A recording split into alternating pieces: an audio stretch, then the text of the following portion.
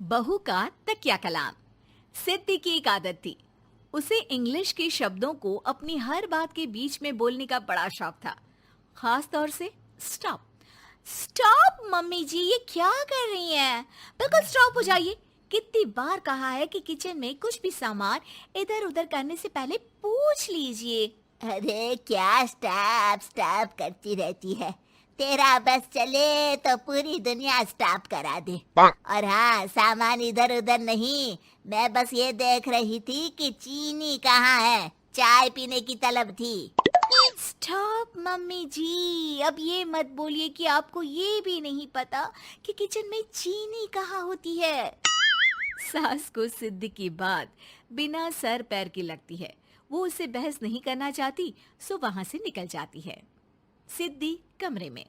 Stop, मैं कहती हूँ बिल्कुल स्टॉप। मैंने कहा बिल्कुल स्टॉप। नहीं करता स्टॉप बिल्कुल। अरे यार, बिजली की वायर जोड़ रहा था, तुमने स्टॉप होने के लिए बोला और ये देखो क्या हुआ, करंट लग गया। अब करंट लगने पर चिल्ला रहा हूँ तो भी स्टॉप। अरे चाहती क्या हो तुम? स्टॉप, मैं क्या चाहती हूँ? अरे अब कैसे स्टॉप हो जाऊं? मेरा मतलब है स्टॉप स्टॉप। सिद्धि फिर चली जाती है सब्जी वाले के पास। भैया, वो बैंगन किलो और आलू 5 किलो। Stop stop. काफी देर होने के बाद भी सिद्धि को उसका सामान नहीं मिलता। क्या है भैया, कब से बोल रही हूँ आलू 5 किलो, बैंगन 2 किलो, फिर दे क्यों नहीं दे रहे हो? भैया स्टॉप। बहन जी, मैं तो 2 मिनट में तोल दूं, लेकिन आप ही तो बोल रही हैं स्टॉप। अब इतनी तो अंग्रेजी हम भी जानते हैं ना कि स्टॉप का मतलब होता है कि रुक जाओ, तो रुक गए भाई। अरे यार, क्या लोग हैं। स्टॉप। अरे तोलो तोलो चलो। किसी तरह सामान लेकर सिद्धि घर आती है, जहां वो देखती है कि ढेर सारे मेहमान बैठे होते हैं। सिद्धि आते ही जोर से चिल्लाती है, स्टॉप! आप यहाँ सब कैसे? अरे अब कैसे स्टॉप हो जावे बहू, जितना आना था आ गए हम। अब हाँ बैठिए ना। सासू माँ, आप बात करिए, मैं चाय बनाकर ला रही हूँ। सभी बात करने में लग जाते हैं कि तभी सिद्धि किचन से निकल कर आ जाती है। Stop stop. अरे क्या खाएंगे आप लोग? पकौड़ी बना दूं या चीला, या फिर इडली बना दूं? अरे जो मर्जी बना दो, बस ले आओ जल्दी से बहू, इन लोगों को निकलना है, कोई जरूरी बात करने आए हैं। अच्छा स्टॉप। सिद्धि स्टॉप वाला अपना तकिया कलाम बोलकर निकल जाती है, लेकिन थोड़ी देर बाद जब वो कमरे में चाय नाश्ते के साथ आती है तो जरूरी बात हो गई आप लोगों की, या मेरे डर से शांत हो गए कि चुप हो जाओ, सिद्धि आ गई है। बोलिए ना। बस जैसे ही सिद्धि ने कहा बोलिए ना, घर में चकर पकर की आवाज गूंजने लगती है। अरे तुम स्टॉप क्या बोल कर गई, सभी शांत हो गए, अब बात शुरू करेंगे। हाँ भाई बहू, तुम वो स्टॉप बोल कर गई तो हम लोगों को लगा कि शायद तुम भी सुनना चाहती हो कि हम लोग क्या बात कर रहे हैं। फिर जो मेहमानों की बात शुरू होती है वो घंटों बीत जाते हैं, चलती ही रहती है।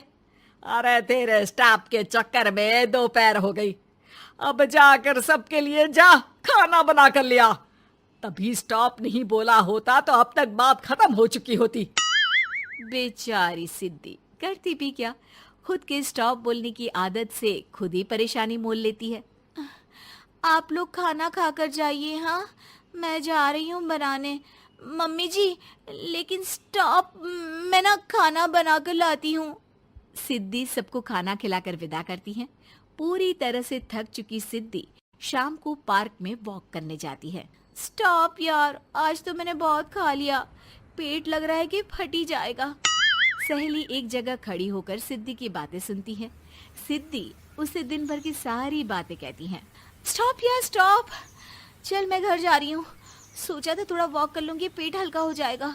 सारा दिन काम कर कर के थक भी गई थी, लेकिन यार तेरे कारण बस खड़ी ही रह गई। वैसे तो पार्क करने क्या आई थी?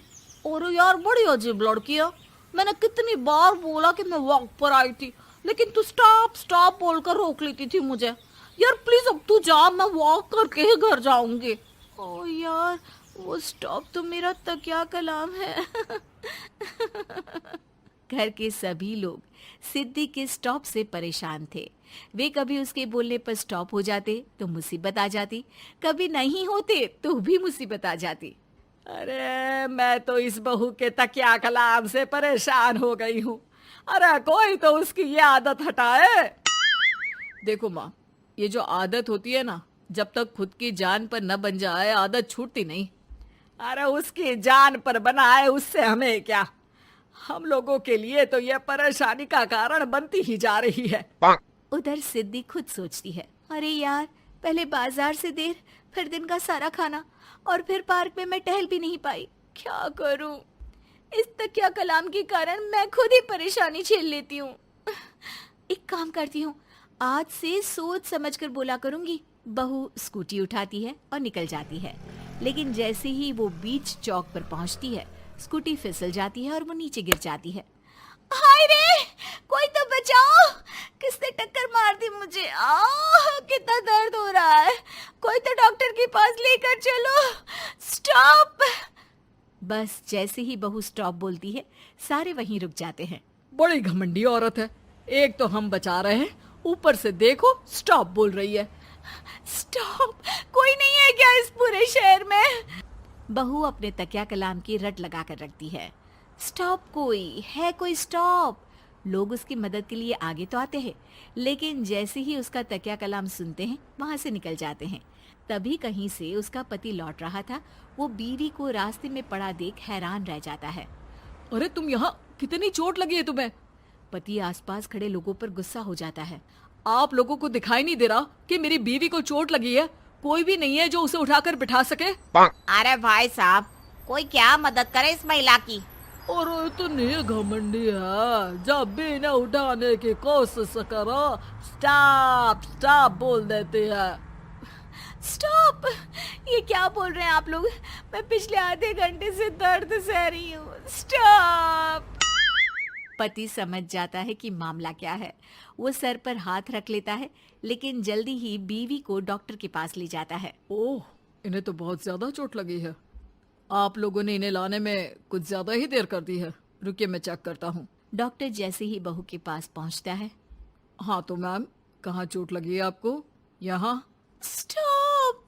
डॉक्टर देखते देखते अचानक रुक जाता है। अब भी स्टॉप? अरे नहीं नहीं डॉक्टर साहब, अब तो सपने में भी स्टॉप नहीं बोलूंगी। ऐसे ही मजेदार वीडियोस पाने के लिए हमें लाइक और सब्सक्राइब करें। धन्यवाद।